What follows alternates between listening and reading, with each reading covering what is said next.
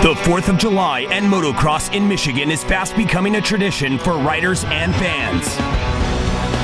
When I think of July 4th, I think of Red Bud. The race on 4th of July in Red Bud it's always crazy. It's great to ride at Red Bud. You know, it's such a great track. It's hard to explain it. I mean, just the vibe you get there, the fans there. It's just a cool atmosphere to be around. It's a red, white, blue celebration on 2 wheels. It didn't matter what place I was in. I could jump Morocco's Leap every lap, and it seemed like it made the race go by a little bit faster. I got the cheers from the crowd. Kind of a famous track, so I always enjoy coming there and have the, even though I'm not American, but have the American fans cheer me on is really special.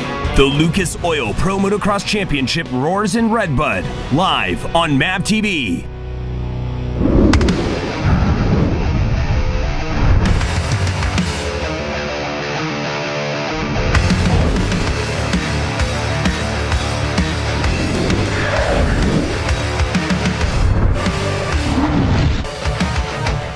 As always, a huge crowd here for round 7 of the Lucas Oil Pro Motocross Championship, sanctioned by AMA Pro Racing. It's the Red Bull Red Bud National.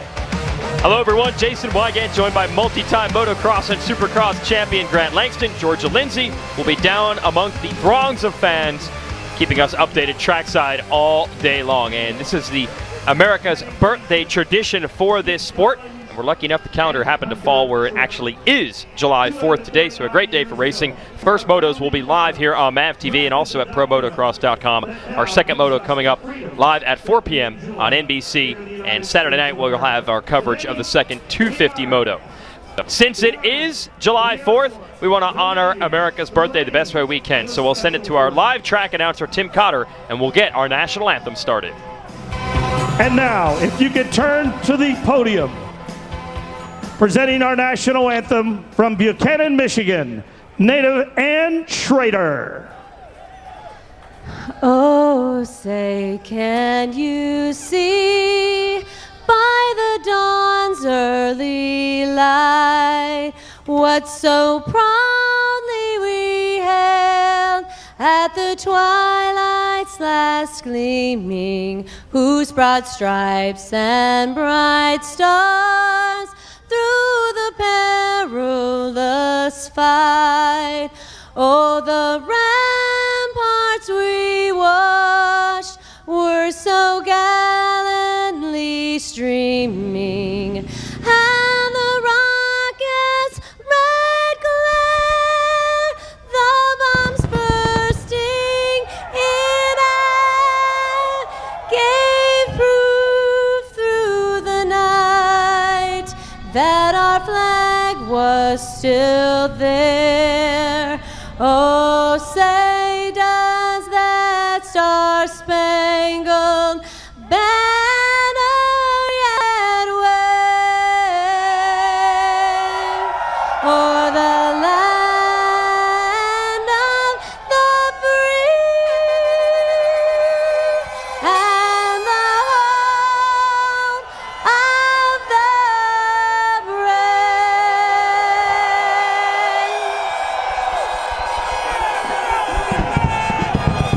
And they're fired up here. The fans are excited. Motocross will be coming your way here live on MAV TV with our 250 class after these messages.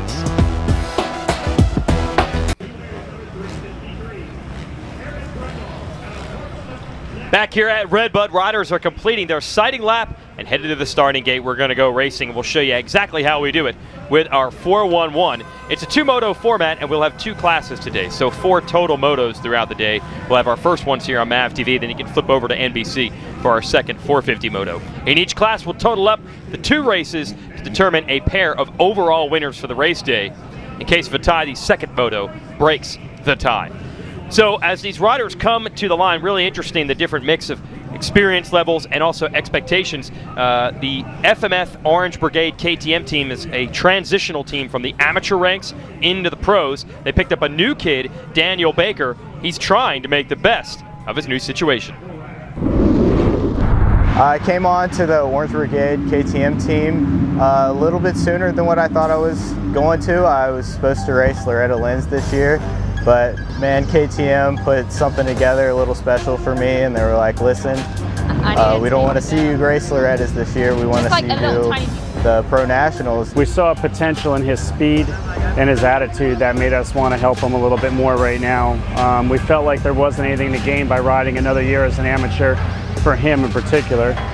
So basically we were able to put something together for him. We weren't planning on it, we weren't ready for it, but you know, Christy and the amateur program, KTM, they stepped up, put a program together to get him on the team and good equipment and give him the potential to ride the whole year for us. Yeah, it was a huge jump, man, coming from amateurs where there's like 5 guys that are pretty fast, you know, and you come here and there's like 20 guys that are all within 4 seconds of each other in practice and even in the racing. It's a huge jump mentally. It's just a big learning curve, and I'm really excited with my season and moving forward from here.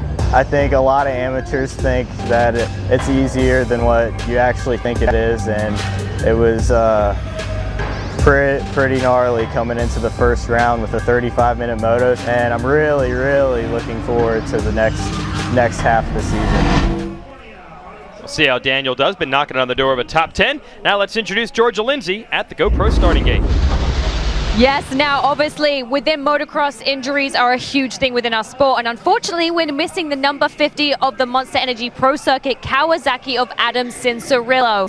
On Thursday he had a crash during practice and he injured one of his shoulders. On Friday he went to get an MRI and won't get the results until Monday, when they will be able to evaluate further on the rest of the season. However, this weekend it was far too swollen to be able to ride, so we're missing one of the Monster Energy Pro Circuit Kawasaki riders. Ah, man, hate to hear that, Georgia. Let's transition over to the Kawasaki track map. Unfortunately, won't have Adam Cincerillo out on this track. A lot of other riders looking forward to it.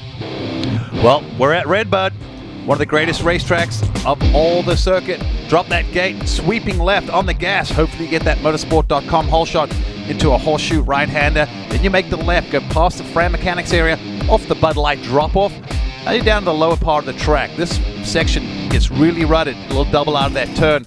This corner here, we've seen some deep ruts. We see guys looking and searching for lines as the day goes on. Then accelerate over this fly racing, triple step up. Then you sweep left, come down the hill, hard braking here to a very off-cambered corner, then back up the hill, sharp left, back down. They've added a little more sand to the section. Make a right, get on the gas hard, over that tabletop. Make another left-hander, climb back up the hill through this big right-hand bowl sweeper. Another little drop-off, a lot of elevation, a lot of dirt change. Then right here, you come over this jump, all of a sudden you're on the back side of the track. You see all the fans. You make a left with the Red Bull rollers, get your weight back, get on the gas, carry your momentum through that, then back on the brakes. Right-hander over this tabletop. Now you come down to the all-important corner where you got to carry your speed, because coming up next, the biggest jump on the track, Larocco's Leap. The fans go nuts when these guys jump it. Who will do it in the 250 class? Another left, right, then you'll come over the Lucas Oil finish line jump, down this little straightaway, then you make a left, sweep back on the start straight, and that's a lap yet. Red Bud! All right, nicely done. And from earlier today, we had Jesse Nelson running the GoPro Hero 4 cam, so this is what it's like to ride in practice. Yeah, you see the ruts already getting deep, hard on the throttle, triple step up. Goes to the outside. We're going to see a lot of lines developing. Listen to that 250 just screaming through there. Now you come down the hill. Doesn't do it justice just how off-cambered this corner is. Find a rut. Back up the hill. You see the sand that they've added. So this is going to make the track a little even more choppy in that section. Oh, you hear that on that rev limiter. Listen, yeah, everything they've got to get over this jump. Just gets over it.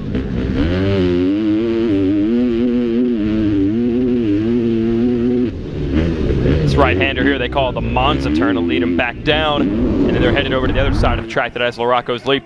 Jeremy Martin trying to get it back on track here, defending series champ, fastest in qualifying today. So he wins the Bud Light Fast Qualifier Award.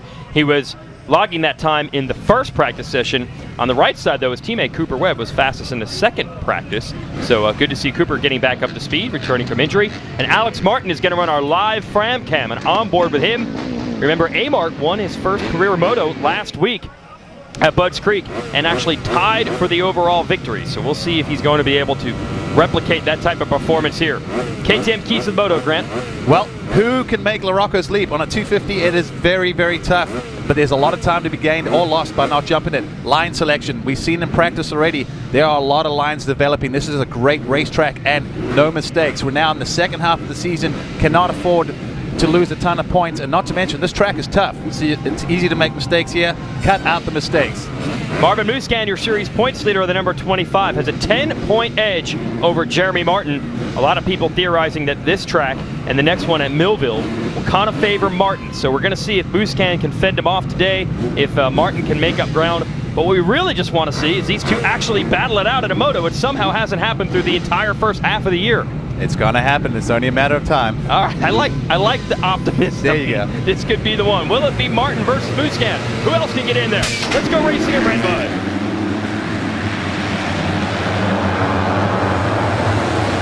On the inside, one of the Kawasaki riders is that Savachi on the 37 on the Monster Energy Pro Circuit machine, grabbing your motorsport.com hole shot. And look who tucks in right behind him, our reigning champion, Jeremy Martin. Great start for him. Question is, where's Musquin? We see his teammate, welcome back to action, Justin Hill, sitting there in fourth. Yeah, nice job by Hill, back from a concussion, as Martin immediately goes to work on Savachi. Here's an uphill triple, the fly racing jump. Switching from outside to inside, are they? So for Savachi here, great start, but he's already got a lot of pressure from Martin, who's changed up the lines. Look at this, how's this going to work out? Savachi's going to be on the inside of this corner. Whoa, and he runs it in deep.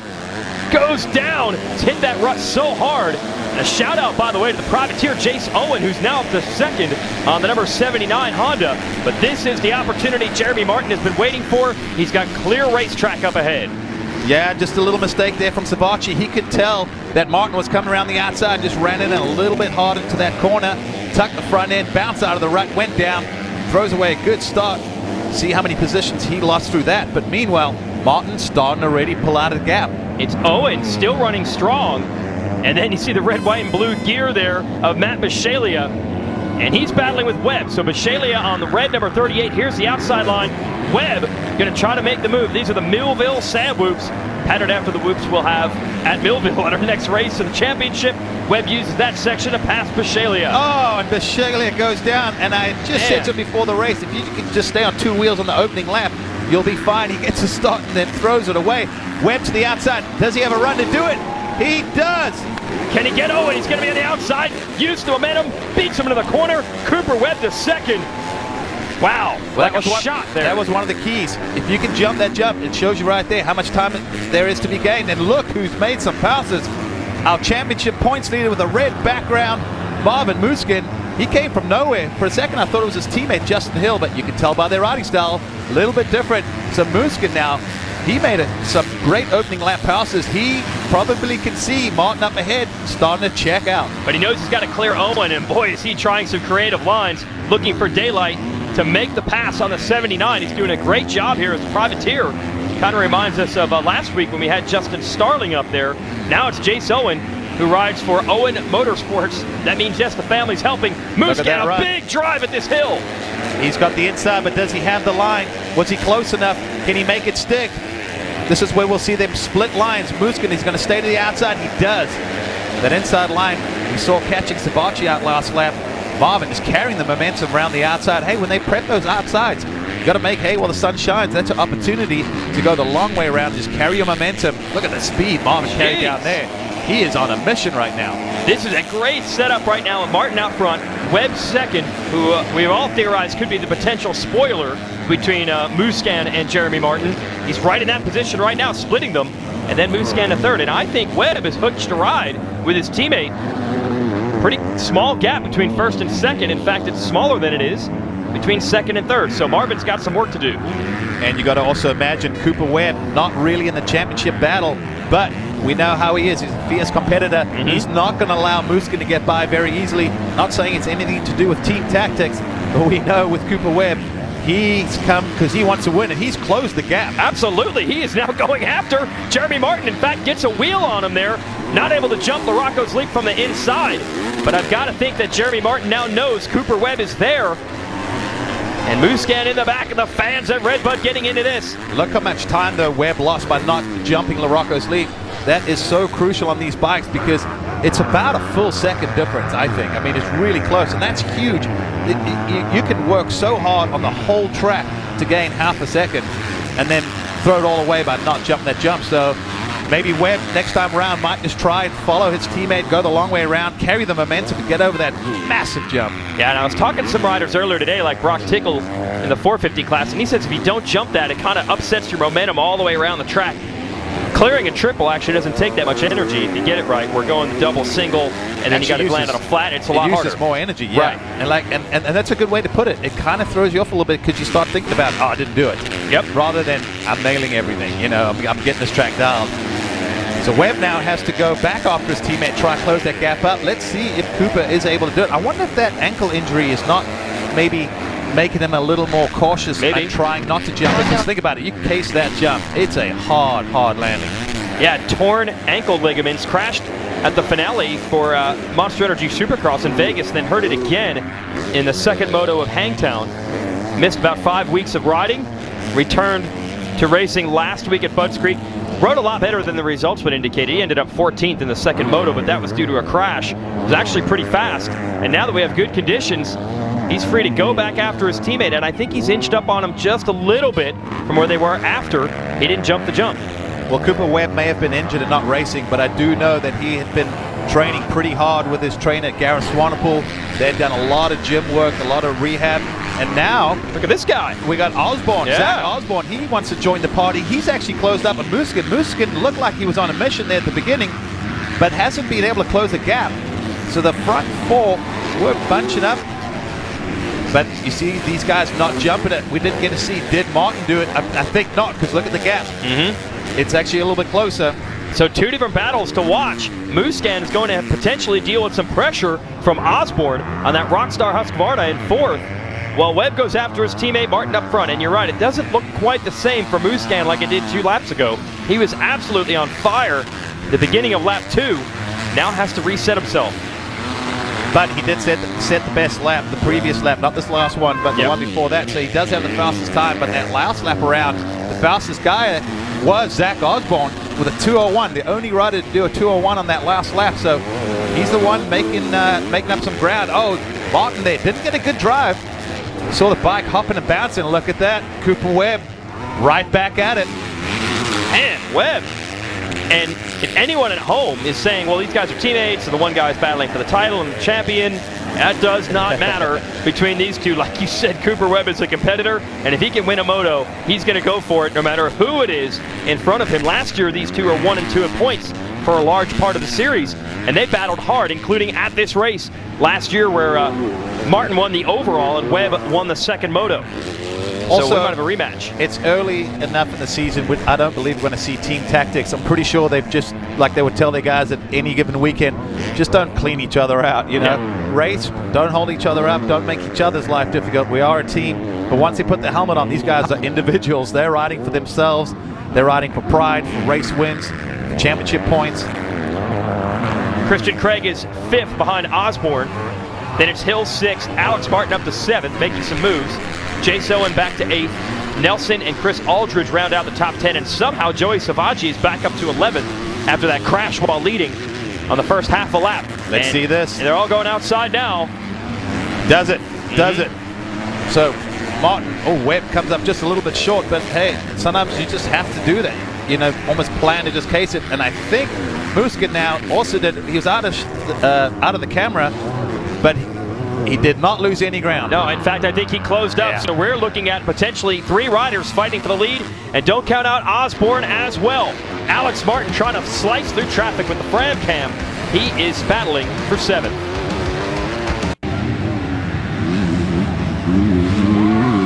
Welcome back to Red Bud, everybody. Now this is an extreme section of the track going past the mechanics area, where all the mechanics are in the Fram mechanics area. They drop down this hill and then go straight into a steep left-hand corner. Now the bottom of this, as the races progress, is going to get incredibly rough and bumpy. These are called braking bumps, when these guys are screeching on their rear brake, getting ready for that corner, and basically the mud shoots out the back and causes incredibly rough ground.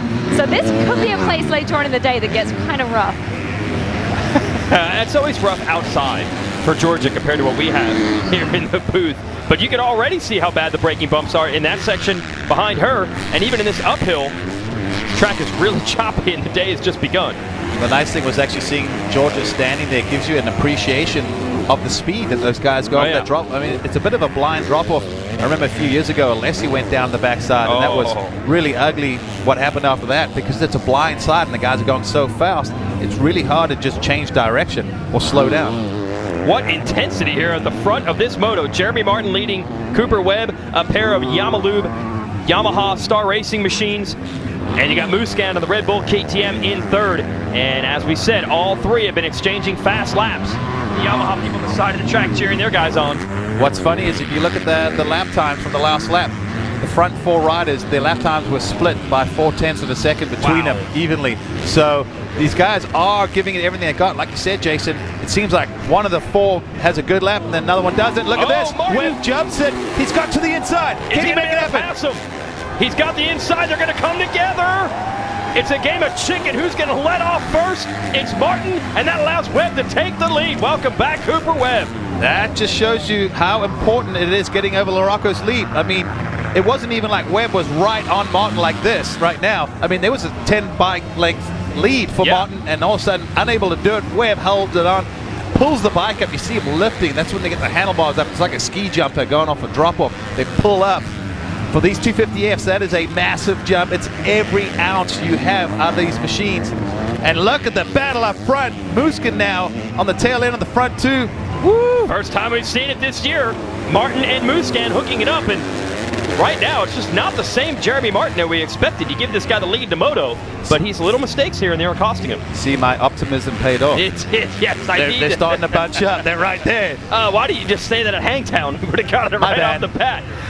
So Musquin now putting heat on Martin, and Webb's going to try to get away. But as you had said before we went to break, just little hitches here and there from Martin in these corners and different sections.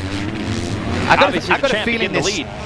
Maybe he made a little mistake with bike setup, or maybe he's just having a little bit of an off motor. But you can just tell when this guy's dialed, he just looks flawless. He looks so great out there. And I just saw a little bit of, I don't know, uneasiness maybe is the best way to put it. Yeah, I'm with you. But Cooper Webb, he looks like he hasn't missed a beat. He actually looks very comfortable running this pace. The question is, how is that race fitness? You know, there's fitness, and then I say there's like Red Bud National race fitness. That's like adding 10% to anything. Yeah, he's going to have to dig deep. And by the way, look at the right side of the screen. Zach Osborne not going anywhere. He's still within a few bike lengths of Musquin, and now Musquin side by side with Martin.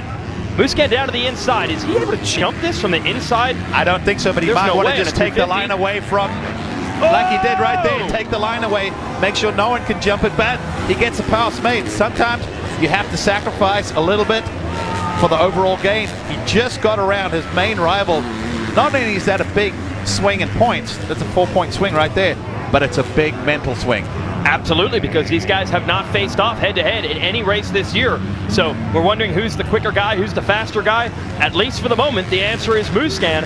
And Martin is still not out of the trouble because Osborne has been stalking Musquin the whole way. Oh, did Musquin grab that berm on the outside or what? Man, he hit that berm. And then, jeez, see that? See the dirt fly off on the side of the track? That was close. I mean, these guys are on the ragged edge. They're trying to find every smooth piece of ground possible out there, avoid every bump and hole, you know, when they're really just floating with the edges of the track. And while all this is happening, Webb is starting to slip away through the first half of this moto, but a long way to go. You can see the countdown clock, 15 minutes. You can save 15% or more on your insurance by calling Geico, or if you're Marvin Musquin, you can try to run down Cooper Webb and win a moto.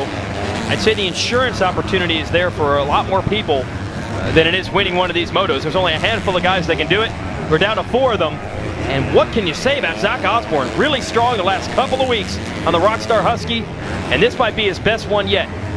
Well, he's got John Tomac out with him again. I saw John out in the start line before the race, having a look, scouting out, and I got to imagine just having someone like that in your corner has got to be a good, if nothing else, a good mental boost. Knowing, hey, I believe in what this guy's telling me, and it's just nice to have another set of eyes and ears out there. And it's showing because Osborne riding with a lot of confidence lately. And it's really about consistency with Osborne. We have seen flashes here and there the last couple of years, but due to injuries and other problems, bad starts and whatnot, he's not able to do it week in and week out. Now we're seeing it A great race last weekend, a good race at High Point before that, and now he's trying to make it 3 straight strong ones. And if you pass Jeremy Martin for a podium position, you're clearly doing something right, and that's what he's trying to do.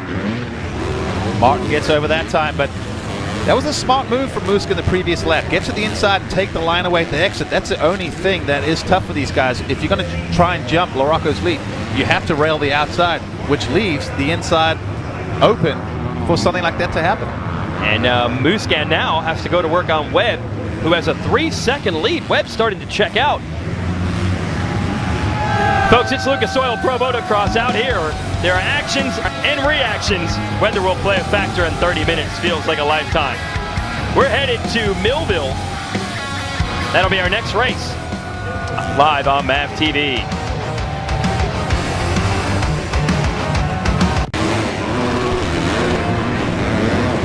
We've been waiting all year for this battle. Marvin Muscan on the 25 and the number 1 of Jeremy Martin, and we have it. Muscan had pulled away just a bit from Martin after making the pass for second place. But then Martin was under pressure from Zach Osborne. He responded, he jumped LaRocco's lead while battling it out with Osborne. And that seems to have reignited the fire in Martin, who's come right back after Muscan. And these two are wheel to wheel. That was a great pass from Osborne. Briefly, he just found a new line, basically in the middle of the track off the rollers, got around Jeremy Martin, but Martin went to the outside, able to still clear LaRocco's lead, and then got right back on Muscan. So a lot happening. I was about to say in the early stages of this race, but this race has gone by so fast. I cannot believe we got 10 minutes plus 2 laps to go, but also the great news is that's enough time for a lot more great racing.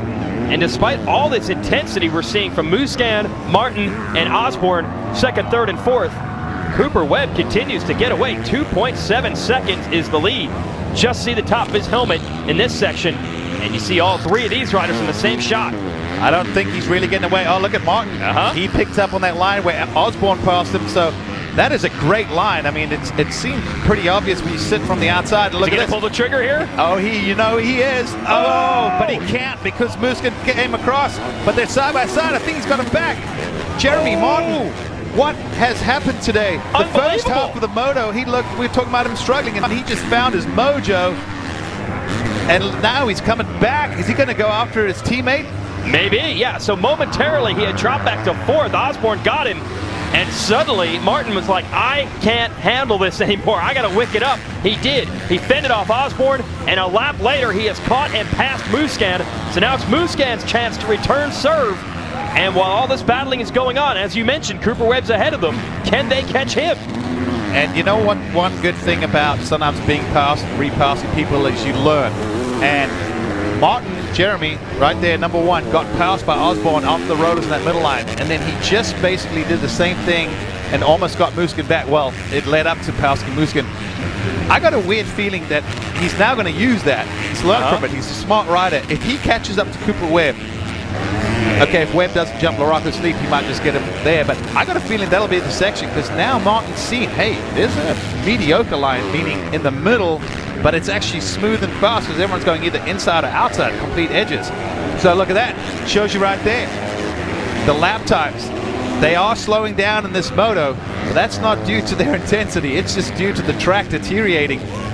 So here we see, let's have a visual of this gap. There's your leader, Cooper Webb, number 17. That's a lapper. Now look at, here comes Martin, and he is just found another gear. Unbelievable. Now this is the Jeremy Martin that we're used to seeing, and now that I think about it, a few times this year there have been, not this far into the moto, but I'd say the first 10 minutes where we've seen Martin struggle and then finally catch fire. Here it took 20-some minutes to get going. Osborne, by the way, still putting heat on Muscan for 3rd, but just like that, it might come down to the 2 Yamaha guys as they begin to edge away from everyone else.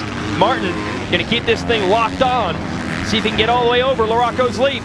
No. So you got a little wheelie in the bike, hit those acceleration bumps. For these guys, you almost have to be pitch perfect coming out of that corner. Otherwise, you can't go for it. I mean, you case that thing, you could break bones, break the bike. There's a lot of things that can go wrong. So if they think they're not going to make it, they won't jump it. It's not worth ruining your season over trying to do a jump on 1 lap. Cooper Webb, your leader, not in the points championship because he only completed 1 moto this year. The first one of the year actually got to the podium at Hangtown. But they do pay points in each individual moto. So for Martin, he knows the difference between a first and a second.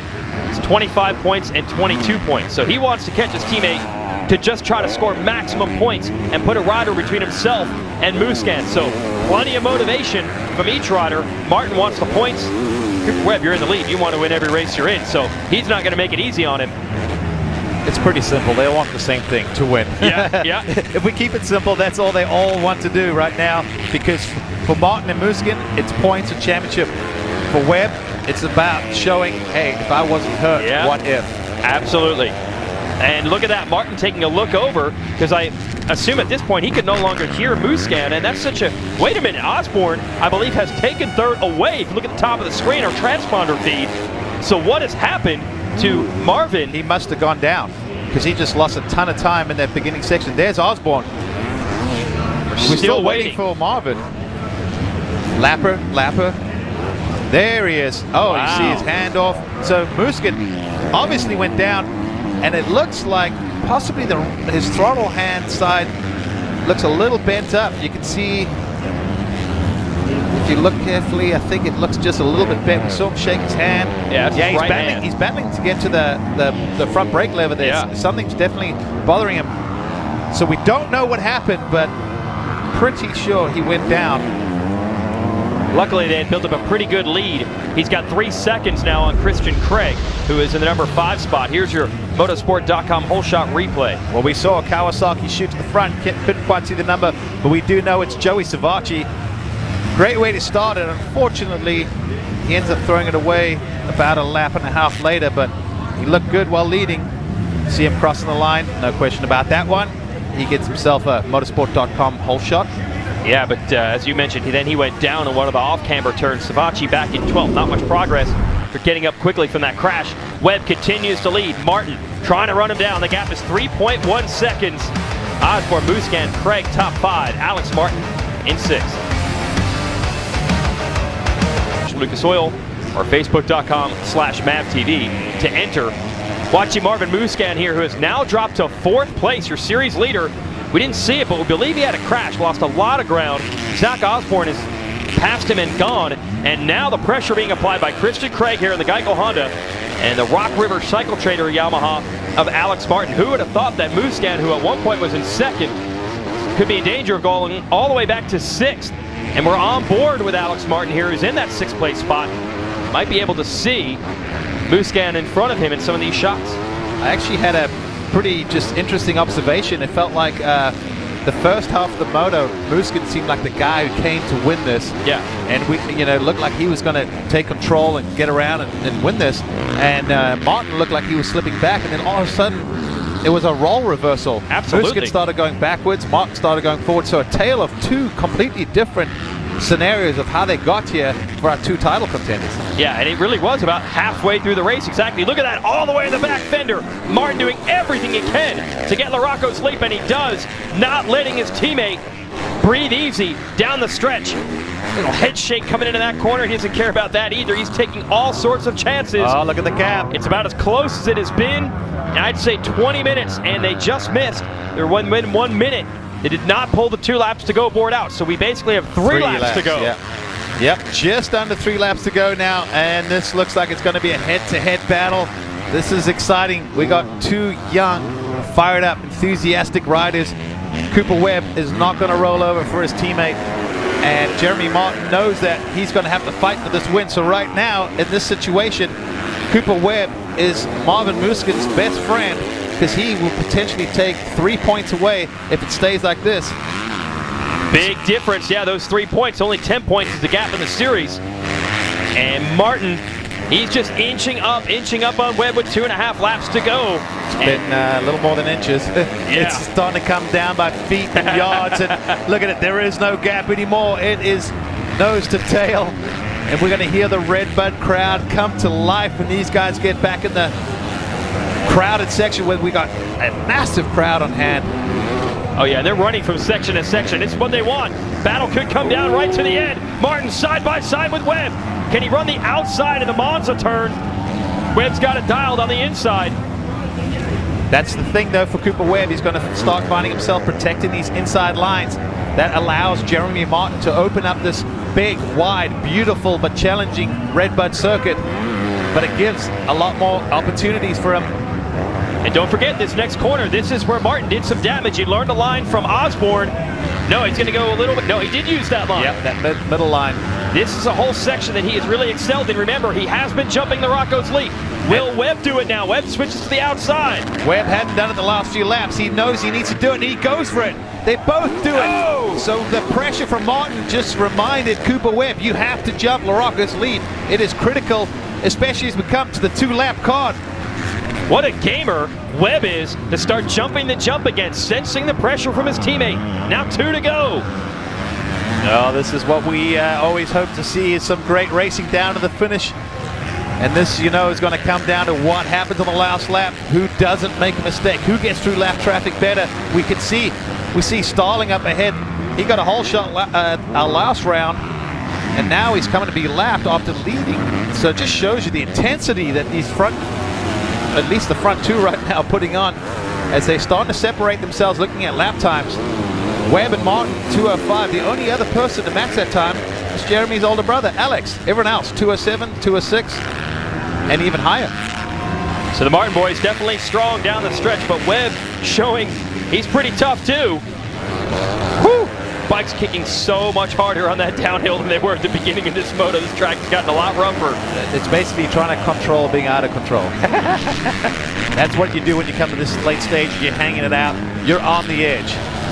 Your suspension guy is not going to be able to make the bike perfect on those sections. I'm assuming. Your suspension guy is always going to get yelled at after these races, regardless. No matter what, the bike never handles good enough in a rider's mind. But these suspension guys don't get a lot of credit sometimes, even though these machines handle great. But as a rider, everyone's just quick to point out all the flaws. And they always want it to be that much better. It needs to be perfect everywhere. Yeah, how about that? It's easy to make a motor that's just really fast, but make suspension that works great everywhere. Good luck. And these guys have identical equipment. They can obviously set it up any way they want. And however way they have set it up, it's worked out almost identically. Watch this. Now Webb, an outside line. Last lap right at that corner. Yeah. I think if Martin is close enough, I think that's where he makes it happen. Now Martin's going to try the inside. He's not going to be able to jump the jump. Oh, Webb this could separate it. Yes, it will. This is going to separate them now. Is Martin too far away to mount a charge on this last lap? If you're Cooper Webb, don't make a mistake. This is your race. That right there pretty much sealed the deal. Now I have to wonder, what was the strategy there? Did Martin think that he was going to do like Muscan did earlier? I'll beat you to the inside, and you won't be able to jump it. But he wasn't close enough when he went in. I think Jeremy Martin will look back and go, I made a little mistake there. Should have gone to the outside, jumped it, got really close, and used that line on the last lap after the sand rollers before LaRocco's lead. Yeah, and you said it now. Webb doesn't have quite as much pressure to deal with on this last lap, so that'll make it that much easier on him. And all right, even if he did blow it on the last lap, I got to give the guy credit for having this kind of fitness coming only 7 days since returning to racing. He's gone past 30 minutes now. No flaws in his game at all. So well done, Cooper Webb. Whatever he was doing during the break was obviously working. He was still a half lap to go, though. He was still working hard. I did see him at the Rockwell training facility with a boot on his foot, still working out. Wow. Upper body, core, doing everything he could while wearing basically a boot. I'm talking a medical boot. Yeah. So these guys work really hard, even if they're not at the races. So it's all the work behind the scenes that helps pay off right now, right here. Well, boy, that LaRocco's lead section has made all the difference, because Martin has made up about half of the distance that he lost back there, and it might take the entire lap to get right back to the rear wheel. He's close again. Well, this might come down to that jump the last time. Oh, Webb, a mistake on the inside. Martin's got an opening. Webb edges all the way over to the left side of the track to beat him to it. What is Webb going to do off the rollers? That's the key. He goes a little bit wide. Oh, that didn't work. And he makes a mistake. Martin's got it. And I think Webb got crossed up in the lines. He worked so hard to get to the side to block Martin. He didn't know where he wanted to go in the next corner. And just like that, Jeremy Martin is in position to steal it on the last lap. Webb should have gone to the inside and taken his line away if I was Cooper Webb, because guess what? You're probably not going to jump it either. Yeah. No. That's it. Unbelievable. Halfway through this race, we were saying, what's wrong with the champ? Jeremy Martin had gone all the way back to 4th, and he rallies down the stretch to win the first moto at Red Bud. Wow. Different ways of doing it, but he got it done. Here's Alex Martin, who's in a battle still with Musquin in the last lap. With the Fram Cam on board, Musquin is 4th, Alex Martin is 5th. We're going to race it all the way down to the checker flag with the helmet cam. Yeah, too little, too late, but I got to imagine Marvin Musquin's got to be frustrated. He seemed like he had it, and then things started unraveling, and the championship leader lost a lot of valuable points. Yeah, a difference between a 1st and a 4th. That's 7 points, so the 10-point lead has been cut more than in half, all because of Jeremy Martin rallying in the second half of the moto. He really caught fire.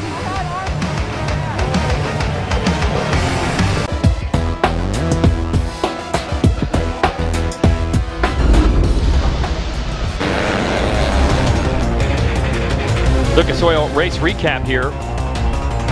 Joey Savacci goes down after getting the motorsport.com hole shot.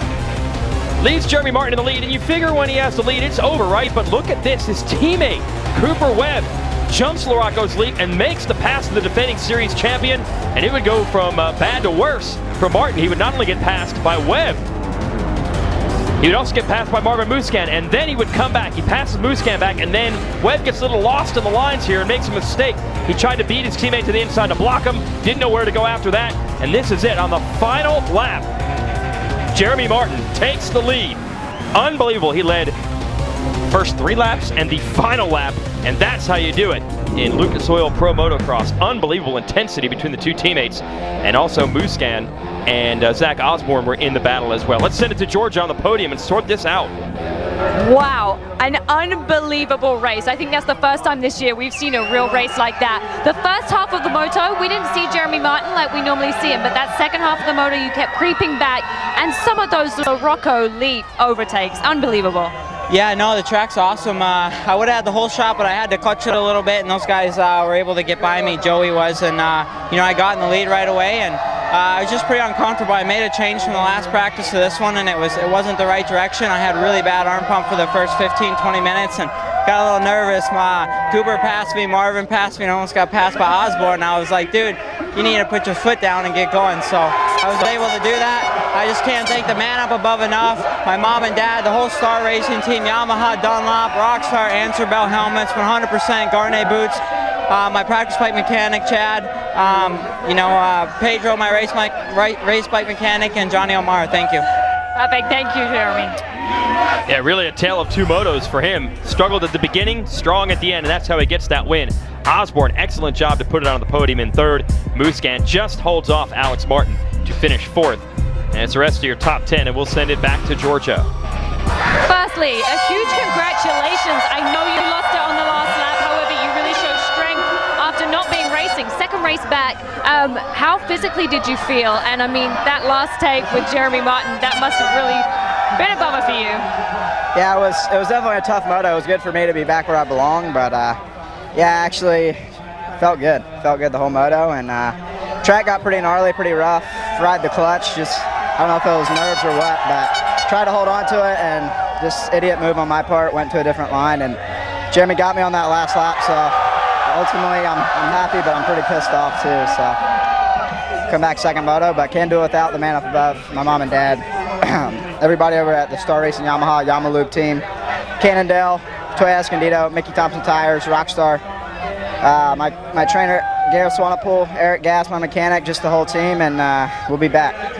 Well, congratulations, second place, and obviously Cooper Webb, we know that he is an incredibly emotional guy, so sorry for the language there. It comes to the territory with him, he wants it. He says what he thinks. Yeah, he got lost in those lines there to try to block his teammate, and it cost him. And by the way, in a little over an hour time, we will have our live NBC coverage of our 450 Moto 2. So be sure you tune us in here on July 4th. We'll send it back to Georgia with Zach Osborne. Yes, I said last week you're becoming a regular, and you really are. Now, obviously, that race, you held down 3rd place very consistently. But the one thing that we talked about previously was you actually practice on a 350 when you're at the Tomax residence in Colorado, but you're racing a 250. How does that work with practice? Is it the same kind of chassis and stuff? Yeah, it's all the same chassis, and I feel like it's pretty close with the altitude, sucking the power of the 250. It's pretty close when you ride the 350 to being the same amount of power. So I have to give it up to my whole Rockstar Energy Husqvarna team. My bike was great. I got off to a good start. I was actually running a Dunlop MX-11, which is a sand tire, and I feel like that really helped me get off to a good start. I have to thank the Lord for keeping me safe. I put myself in a good position here to maybe win this overall. So I'm looking forward to the second moto. I have to give it up to my wife Brittany and John and Kathy at home, and practice mechanic Tanner and Eli for always keeping it real. Congratulations, confidence there from Zach Osborne. Yeah, wants to go for the overall win, and for the first 20 minutes of that one, he was certainly in contention to win that moto. Look at the crowd, as always here at Red Bud, pumped up for July 4th weekend, and that's just the 250 class. Imagine if the 450s bring it like that. This is going to be unbelievable. Stay with us.